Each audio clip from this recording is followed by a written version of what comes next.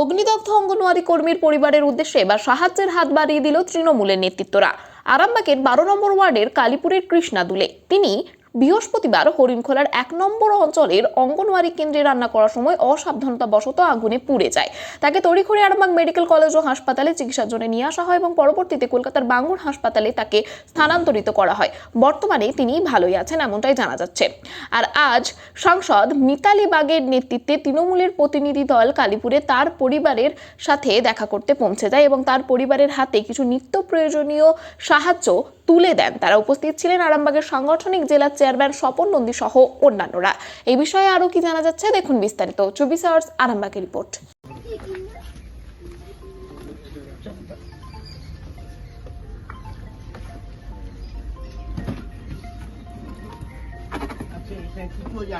আমাদের এর পক্ষ থেকে আনাজ আছে কিছু।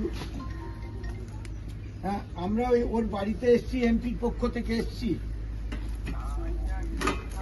হ্যাঁ হ্যাঁ, নম্বর ওয়ার্ড থেকে কাউন্সিলর এসেছিল। ওরা কিছু চাল ডাল বাসন কুসন ওরা সব দিয়ে গেছে। কেমন আছেন এখন আপনার শাশুড়ি? এখন ভালো আছে। খোঁজ খবর নিচ্ছে? হ্যাঁ, খোঁজ খবর নিচ্ছে। কি নাম দিদি আমরা? আমার নাম চণ্ডী। শাশুড়ির নাম কি? শাশুড়ির নাম কৃষ্ণা রায় দুলে। যে আমাদের আইসিডিএস এর আমাদের কর্মী সেদিন বাচ্চাদের যেখানে রান্না হয় সেখানেই তো খাওয়া দাওয়া হয়, ওর কাপড় ধরে ও পুড়ে গেছিল খানিকটা। আরামবাগ মেডিকেল কলেজে ভর্তি হয়েছিল। সঙ্গে সঙ্গে আমাদের এমপিও খবর পেয়েছেন, উনি আমাদের নির্দেশ দেয়। আমরা সঙ্গে সঙ্গে মেডিকেল কলেজে যাই, আমরা সবাই মিলে যে তাকে পিজির যে বাঙুর আছে সেই রাত্রি ওখানে তাকে শান্তি করা। ওই অঞ্চলের প্রধানও এসেছিল, আমাদের যে পার্থ আছে ওখানকার নেতৃত্বরাও এসেছিল।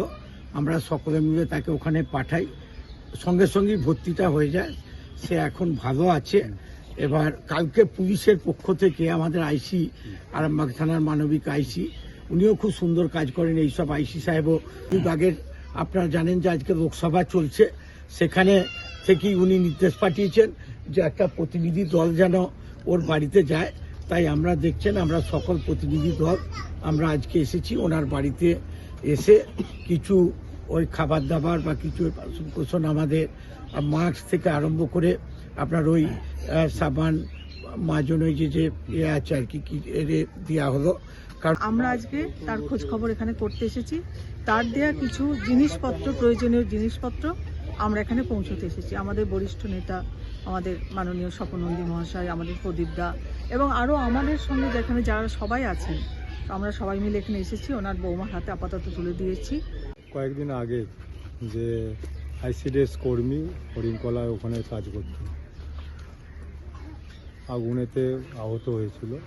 এই খবর আমাদের কাছে যেমন এসেছে, এমপি ম্যাডাম মিতালি বাগের কাছে যাওয়ার সঙ্গে সঙ্গে উনি দিল্লিতে ছিল, উনি সঙ্গে সঙ্গে আমাদেরকেও নির্দেশ দেয়। আমরা তারপরেও হসপিটালে যে তার ব্যবস্থা করা হয়েছিল এবং তাকে বাঙ্গুরেতে নিয়ে যাওয়ার ব্যবস্থা করা হয়েছে। 25% ইনজিওর হয়েছে এবং এখন ভালো আছে। আমাদের সাংগঠনিক জেলা চেয়ারম্যান উনিও নজর রাখছে, সবটা স্বপন কুমার নন্দী কলকাতাও গেছিল, নজরও রাখছে এবং আমাদেরকে নির্দেশ দিয়েছে তার পরিবারের পাশে থাকার জন্য। এবং যার জন্য আজকে তার পরিবারের কাছে এসেছি।